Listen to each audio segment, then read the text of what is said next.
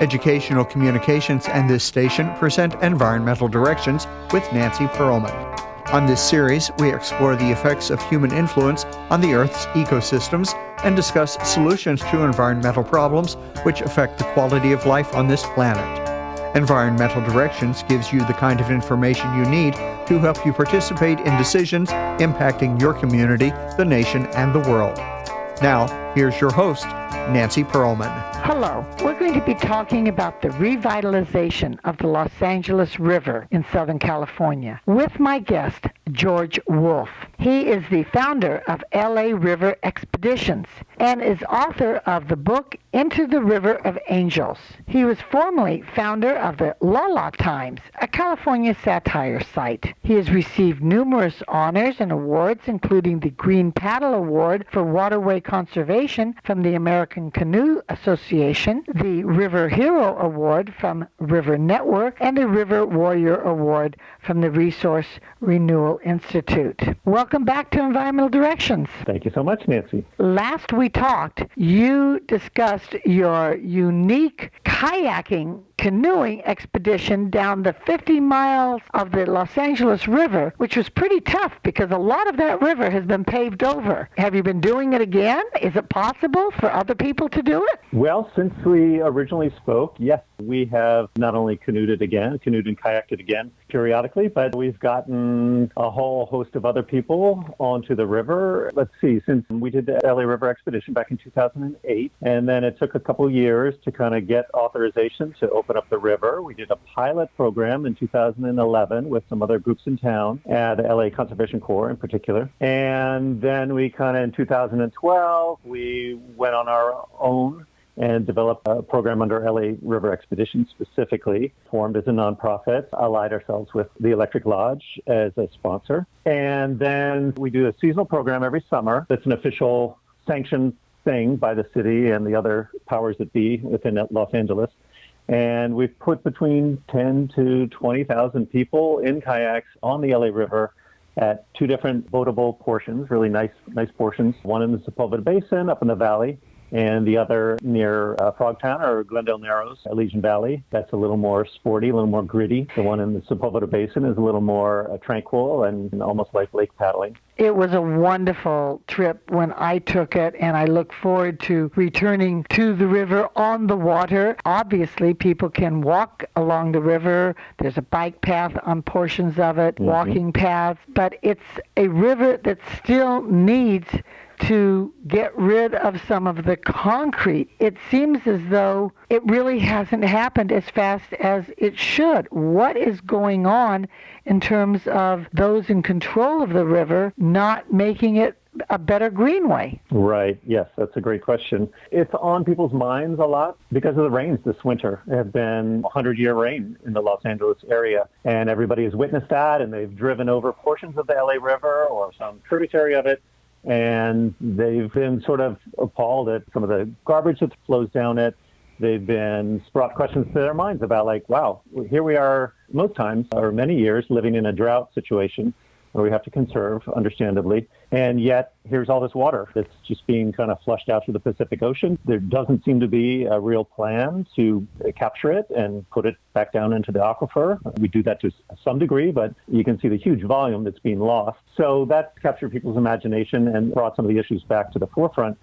But in terms of the deeper question of like the revitalization effort and the plans that have been struggled over for many, many years prior to our whole LA River Expedition and all that, I don't know. I've talked to people in thinking about this interview, and people are miffed. They don't understand what's going on. Even people who are much more involved than I am seem to kind of are scratching their heads and pulling out their hairs, and everybody just is like, I don't know, it just went off the rails. Maybe it's corruption. There was a lot of money that was thrown toward the revitalization effort. Over $1 billion from the federal government has been given to do this, and you can't see where that money has been put. I don't see any way. I haven't seen anything that's really clear that tracks where the money went and why we're not seeing more results. There are these pocket parks that have been inserted along the river, but any of the bigger projects like the Taylor Yard and other things nearer to downtown especially they just haven't been realized. It's been at least 10 years since we've been doing our kayaking tours, and it's been great to get people on the river and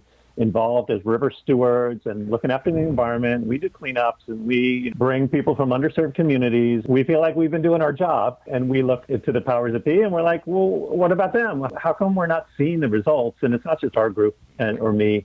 A lot of people have been asking these questions and really frustrated that we've just ground to a halt, it seems like. And I understand COVID, maybe there's complications in that and slowing things down. But I mean, come on, it's been, I don't know when the original master plan was conceived, but it's going on 1 or 2 decades that's already been in existence. And I don't think any concrete's been removed or anything else that's really feels like progressive action that you can point to and say, yes, this is going to make our city better. This is going to create kind of a central park, if you will, around the river corridor. Nothing like that. I mean, you see housing developments that have popped up along the river and cafes and bike shops, and those are all great. There's been some gentrification, and that's an arguable issue about the pros and cons of any kind of development and whether it can be managed responsibly or not. But in terms of just seeing action on the river by the main entities that are involved, I guess the city, the county, the Army Corps, and a bunch of others. I don't even know all the departments that deal with it, but there just seems to be a lot of infighting between them, perhaps. I don't know, and speculating also within organizations, nonprofits in town and individuals, and who gets to be the one who designs the plan that revitalizes the river is sort of at the crux of it. It is a problem because there are multiple jurisdictions. Army Corps of Engineers has a role, City of Los Angeles, County of Los Angeles, other cities along the river, down to where the river meets the ocean in Long Beach, and yet you were successful in 2010 in getting the Environmental Protection Agency to essentially declare the L.A. River a real river. And what that means is that it's fully protectable under the Clean Water Act. And that is critical to give it necessary protections. And of course, we have many other federal, state laws and rules that can apply to the ecosystem, whether or not there's native wildlife that needs protection, whether or not there are exotic plants that need to be removed so that there are only native plants there. And as you said, there's a lot of problems going on among the different groups who care about the river and the different groups who are responsible for the river. Exactly, yes. And now we have a lot of unhoused people who are pitching tents within the riverbed. That's dangerous. And that's dangerous, of course. And the river was channelized originally because of flooding and dangers to the population. And yes, of course, there's an argument to be made for, obviously, we want to protect our citizens, but we want to find a balance with a smart plan that's well designed that allows for capturing more and more fresh water that we just seem to toss away. And then we go and we, pull it out from the Owens Lake and we pull it out from the Colorado. But why? It's just insanity. And it's really, really frustrating that LA, just continues to have these problems in terms of moving forward. There are other cities around the world that could be viewed as models for doing things really quickly. Seoul, South Korea, Munich, Germany. There's a long list of big cities like ours that have really, with the public will and political will, joined together with businesses and realized that these are such valuable assets, our rivers and waterways, and we could do so much with them. They could build, it doesn't have to be a conflict between businesses, for instance, and ecological needs, like you mentioned, endangered species and invasive species kind of taking over, and all these things can be done together. It's just, we need to get our act together, LA. The river is different in different parts. Take us along some of the segments. Where does it actually start? And can people see the beginning of the river? I know that part of the river goes along Griffith Park, which was a major waterway, and the ecosystem of Griffith Park used to go all the way to the river until they put in the 5 freeway. But then the river goes down into the industrial zone of Los Angeles and other cities, and eventually ends up in the Pacific Ocean. So what does one see along the way? Yeah, essentially it starts in Canoga Park at Owens Mouth Avenue. There are 2 creeks that come together. And what you see there, right at Canoga Park High School, is maybe 25-foot tall concrete walls, exactly vertical with fencing on the top. And then it turns very quickly into this narrow channel that everybody's seen, concrete on the sides that go up kind of out and away with these angled concrete sides. And that continues for like 6 miles. It drops into Balboa Park. where it's one of the more natural parts of the river. You get the Sepulveda Dam then, and then it becomes very shallow. And in the Sepulveda Dam area, it's very natural. Just before it, yes. And then right after it, very not natural. Again, concrete, vertical walls, very hemmed in. As you get toward Griffith Park, there's a big curve right at Griffith Park, and then you start to enter the Glendale Narrows, which is like 6 miles of essentially rapids, which is amazing. That's the thing people really don't know the most about that river, is that's an amazing stretch of rapids within a major metropolitan city. That's unheard of. There's rocks and trees and a lot of things to get around, but it's still an exciting part of the river. After that, it becomes right around the original confluence with Arroyo Seco, the original settlement, rather, with the Pueblo, the founding of Los Angeles right there. Then for 25 miles, it's that narrow channel with headwinds, and you're paddling. You get down to around Willow Street in Long Beach at long last, and you're exhausted. And it opens up into the estuary where it gets much deeper pretty quickly. And the last few miles are like that. And you pop out, you see the Queen Mary, you see the downtown Long Beach and all the attractions there. And then you're out. That's 51 miles. You have been featured for your work in Rock the Boat, Saving America's Wildest River by Thea Merkauer, and you have also been featured on America's Great Outdoors with Barrington Thurston's PBS Episode 3, Los Angeles, It's a Vibe. Are we getting enough attention so that the millions of people in the LA area know that we have a beautiful river that can be restored? And tell us what that beautiful river entails. What's the wildlife that you might see? Because I know when I was out on your kayak, you pointed out a lot of beautiful birds and other animals and the various plant life that's surrounding the river. Yeah, so those are two questions, right? The first is to what degree people are becoming aware of the river. I think more and more they are. There's a lot of activity in terms of raising consciousness, whether you're talking about Friends of the LA River or any of the other groups that are involved in drawing some attention to the LA River, us doing the tours. There's other groups that are doing tours as well. And there's some of this media coverage. The PBS thing was great. It was a wonderful segment. Everybody should watch that. But that only goes so far. But it's pretty good. In terms of publicity, the LA River is getting there. To your other question, yeah, the things you might find out there, like you said, any number of bird species frequent the LA River and really depend upon it. There's fish in the river that you can't even imagine. There's larger mammals, coyotes. It's pretty endless. And it's exciting to be out there. And yeah, the people who haven't been out there, they don't usually have any idea that it could be so full of life. The natural vegetation is what is almost unique to Southern California. Isn't there some chaparral plants? Don't you see some of the seabirds come over to the river? Do you see other reptiles, fish, and mammals utilizing the river? Yeah, you see, depending on the section, let's talk about the more natural sections. You have big trees that people don't necessarily see when they're driving over an overpass. You have sycamores, willows, ash,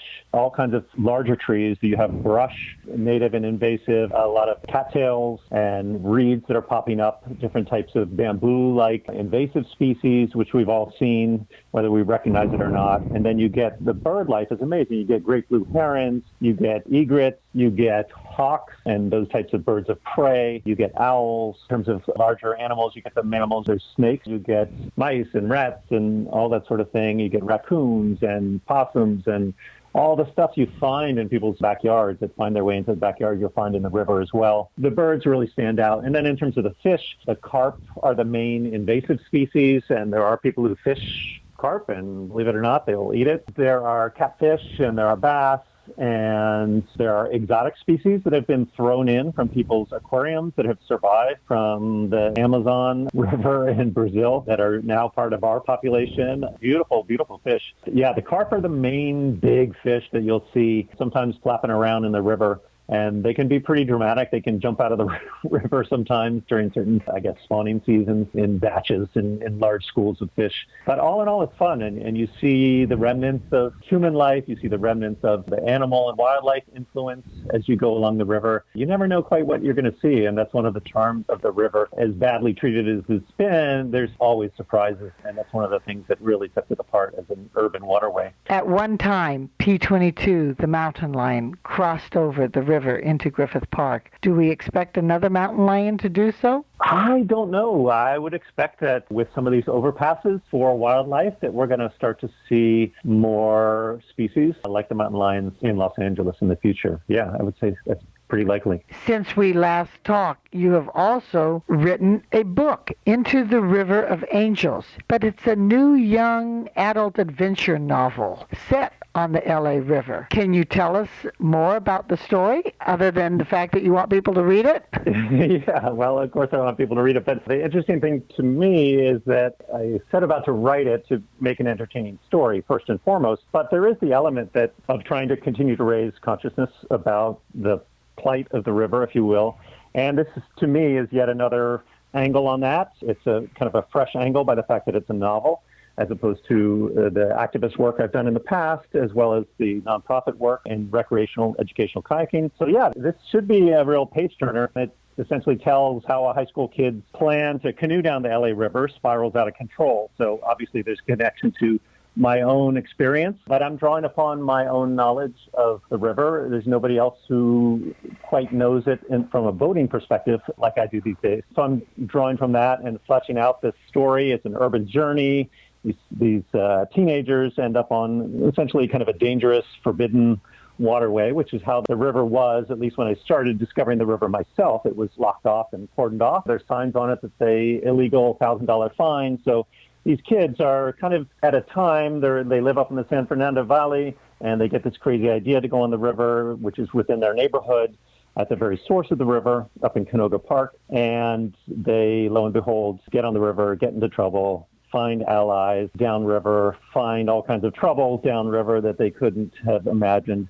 And it's essentially the story is woven together by a series of epic tales on their part, which keeps the drama going. So hopefully it's engaging and people want to check it out and find out what's going to happen to these kids on the river and the things they discover. It's a journey of self-discovery. It parallels my original 2008 LA River expedition, but it's much more than that. It's fiction, and it's hopefully just a really fun ride, a surreal odyssey for people to enjoy. Not just young adults and new adults is really the core audience that I targeted. It has kind of an upmarket capability so that adults should be able to appreciate it as well. A fun story indeed. And it's great when you're out there on the river with you. You describe what we're seeing and what we're doing, and that's fun too. And I'm so pleased that you are continuing your efforts to make this river in Los Angeles a vital waterway for everybody, humans and wildlife included. Thank you so much for your good work. Thank you for being my guest again. Thank you, Nancy. I really appreciate it. I have been speaking with George Wolfe,